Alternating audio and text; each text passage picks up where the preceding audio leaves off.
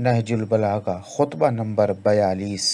اس خطبے میں حضرت علی علیہ السلام ارشاد فرماتے ہیں کہ اے لوگوں، مجھے تمہارے بارے میں سب سے زیادہ دو باتوں کا ڈر ہے، ایک خواہشوں کی پیروی اور دوسرے امیدوں کا پھیلاؤ۔ خواہشوں کی پیروی وہ چیز ہے جو حق سے روک دیتی ہے، اور امیدوں کا پھیلاؤ آخرت کو بھلا دیتا ہے۔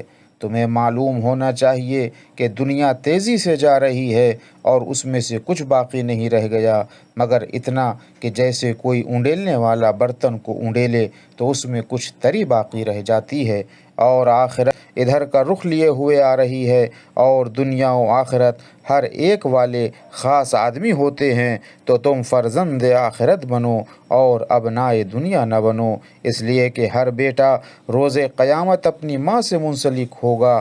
آج عمل کا دن ہے اور حساب نہیں ہے، اور کل حساب کا دن ہوگا، عمل نہ ہو سکے گا۔ اللہم صلی علی محمد و آل محمد۔